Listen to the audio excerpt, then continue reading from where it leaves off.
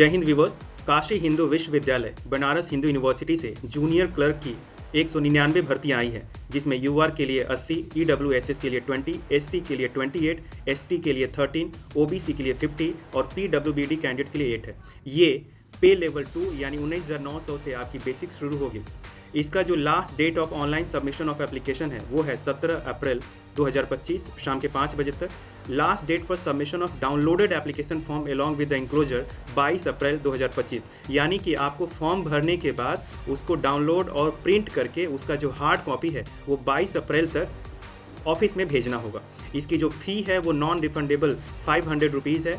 इसके लिए यूआर, EWS, OBC candidate के लिए, और no application fees shall be charge from the candidates of SC, ST, पीडब्ल्यूबीडी कैटेगरीज एंड विमेन कैंडिडेट, यानी एससी, एसटी, पीडब्ल्यूबीडी कैंडिडेट और विमेन कैंडिडेट के लिए, महिलाओं के लिए कोई फी नहीं है। ये जो एप्लीकेशन फ़ी है उसको आप online internet banking, debit card, credit card, UPI के थ्रू कर सकते हैं। तो ये तो एडमिनिस्ट्रेटिव सेक्टर है, ये इसका पोस्ट कोड हो गया। आपको इसके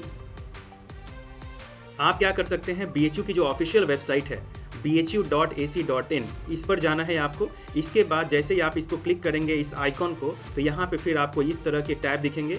यहाँ पर आप रिक्रूटमेंट सेक्शन में जाके ये जो पहला पार्ट है रिक्रूटमेंट एंड असेसमेंट, इसको क्लिक करेंगे। जैसे ही आप इसको क्लिक करेंगे तो उसके बाद आपका इस तरह का रिक्रूटमेंट एंड असेसमेंट खुल जाएगा और यहाँ पर आप देखेंगे कि ये advertisement number 07/2425 position of junior clerk, यहाँ से आप पूरा इन्फॉर्मेशन पीडीएफ डाउनलोड कर सकते हैं और यहीं पर लिंक दिया गया है कि यहीं से आप क्लिक करके अप्लाई कर सकते हैं।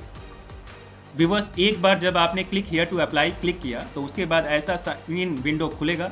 इस साइन इन विंडो में आपका तो कोई अकाउंट अभी बना नहीं है, तो यहाँ पर आएगा don't have an account sign up. तो जैसे ही आप साइन अप क्लिक करेंगे तो उसके बाद ऐसा रिक्रूटमेंट पोर्टल और इस तरह का एक विंडो खुलेगा। तो इसमें आप डिटेल भर के आगे का एक्शन ले सकते हैं।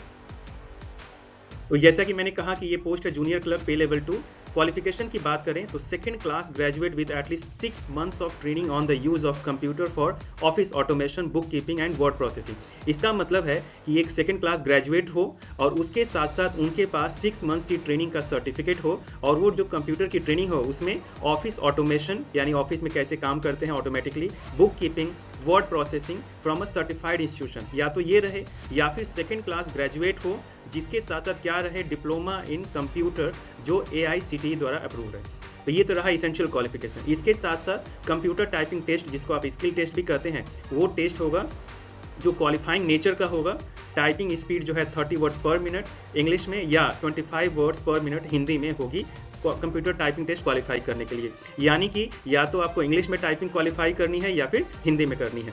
इसके साथ साथ एक और इन्फॉर्मेशन यहाँ पे दिया गया है, ये बीएचयू के जो डेली वेजर या कॉन्ट्रैक्चुअल स्टाफ हैं उनके लिए कहा गया है कि weightage of 4% marks for each year of service, यानी हर साल की सर्विस पर 4% मार्क्स का वेटेज दिया जाएगा और एटलीस्ट जो सर्विस है वो 240 days per year for daily Vaser होनी चाहिए, मतलब साल में वो 240 दिन की सर्विस कम से कम किए रहें। इसके अलावा ये भी दिया गया मैक्सिमम जो सीलिंग है ये 20% मार्क्स फॉर एवरी क्राइटेरियन, यानी रिटेन में भी इसका आपको फायदा मिलेगा जो बीएचयू के जो कैंडिडेट्स हैं, एंड स्किल टेस्ट में भी मिलेगा। Then will be allowed for non-teaching group C position on regular basis subject to the condition of such employees meet the eligibility condition, qualification, experience for the position being so filled। तो कुल मिला के जो BHU के कर्मचारी हैं minimum essential qualification ये सब होना ही चाहिए। उसके साथ साथ यदि ये चीज़ें हैं तो उनको इस हिसाब से रिलैक्सेशन मिलेगा। सीरियल नंबर 5 में लिखा गया है कि ऑनलाइन एप्लीकेशन भरते समय यदि ब्राउजर बंद हो जाता है अचानक या कैंडिडेट लॉग्ड आउट हो जाता है तो ईमेल पे जो आपको credential, user ID, password etcetera भेजा जाएगा उसी को आप दोबारा यूज कर सकते हैं। सीरियल नंबर 6 में कुछ भी टेक्निकल प्रॉब्लम होती है ऑनलाइन एप्लीकेशन भरते समय तो आप ईमेल कर सकते हैं इस ईमेल एड्रेस पे। सीरियल नंबर 7 में लिखा हुआ है कि बहुत सारे टैब्स हैं एप्लीकेशन में, तो हर टैब को भरने के बाद फाइनली सबमिट करना है आपको।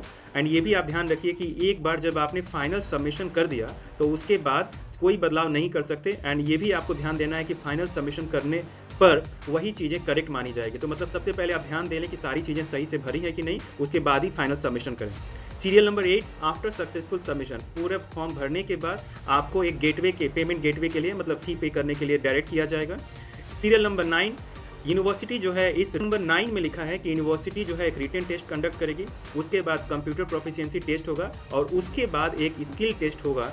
आपकी कंप्यूटर की नॉलेज, MS ऑफिस की नॉलेज या कुछ और जो टूल्स जो यूज होते हैं जूनियर क्लर्क के लिए ऑफिस में, उसको उस पर टेस्ट लिया जाएगा। और वो जो ऑफिशियल जो पर्पज़ के लिए जो टूल्स यूज होते हैं उसमें ऑफकोर्स माइक्रोसॉफ्ट ऑफिस में जो माइक्रोसॉफ्ट वर्ड है, पावर पॉइंट है, एक्सेल है, वो सारी चीज़ों को कैसे क्रिएट करना है, प्रेजेंटेशन बनाना, क्रिएट करना, टेबल ग्राफ बनाना, paragraph alignment, font size, font type, indention, upper case to upper case, sentence case, page number insert करना, पिक्चर शेप डालना, हाइपरलिंक इंक्लूड करना, ये सारी चीज़ें हो सकती हैं।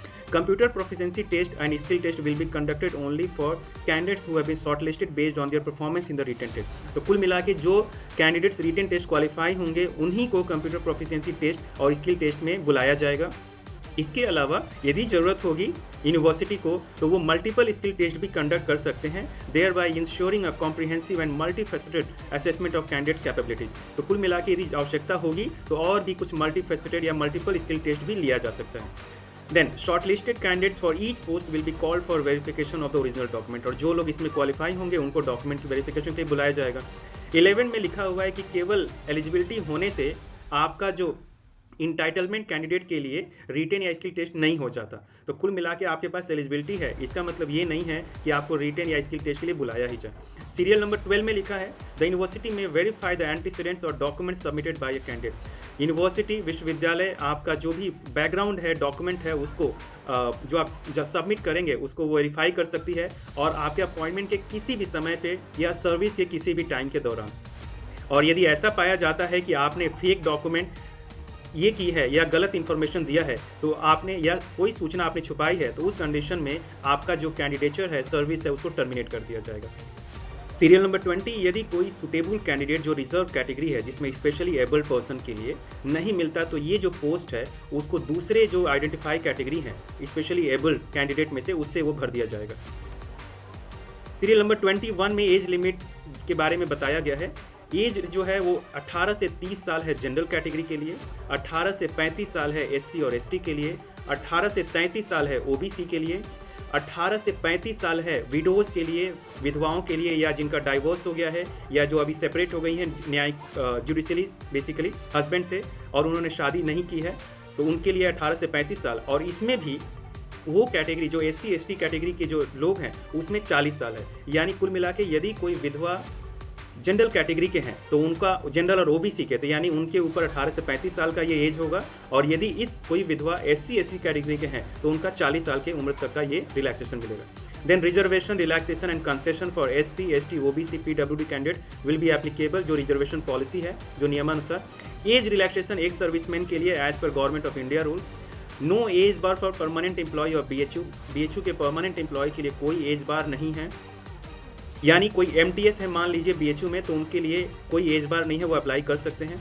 Then period spent on working against any post in the project scheme और on contractual daily basis in BHU including broken period of service rendered as indicated above may also be taken into account for the purpose of age relaxation for appointment in regular establishment। तो कुल मिला के यहाँ पे ये serial number 6 में ये बात कही जा रही है कि यदि कोई बीएचयू का एम्प्लॉय किसी प्रोजेक्ट में, स्कीम में, कॉन्ट्रैक्ट बेसिस पे या डेली बेसिस पे वो काम कर रहे हैं तो उसको कंसीडर किया जाएगा एज रिलैक्सेशन के लिए यदि उनकी सर्विस ब्रेक भी हो गई हो तो भी। सब्जेक्ट टू मिनिमम जो उनकी सर्विस है वो मोर देन 6 मंथ से ज़्यादा होनी चाहिए, जैसा कि ऊपर भी 240 डेज लिखा गया था। जो भी अदर रिलैक्सेशन है वो गवर्नमेंट ऑफ इंडिया का जो रूल है उसके अनुसार फॉलो किया जाएगा। सारे जो कैंडिडेट की जो एलिजिबिलिटी है वो 17 अप्रैल 2025 यानी जो last date of submission of application है उसके अनुसार निर्धारित होगी। यानी आपका जो उम्र है या जो भी क्वालिफिकेशन है सबका जो निर्धारण है वो 17 अप्रैल 2025 तक होगा। इस वेबसाइट को आप विजिट कर सकते हैं फॉर्म भरने और बाकी डिटेल के लिए। और एप्लीकेशन इन्वाइटेड थ्रू ये जो एप्लीकेशन है उसको आपको ऑनलाइन मोड में ही भरना है और बाद में एप्लीकेशन फॉर्म भर के उसको डाउनलोड करके सारे इंक्लोजर के साथ उसको इस एड्रेस पे वाराणसी बीएचयू में भेजना है। कब? 22 अप्रैल या उसके पहले। ये एडवर्टाइजमेंट आज ही निकला हुआ है 18 मार्च 2025 का। So best wishes, thank you so much for watching.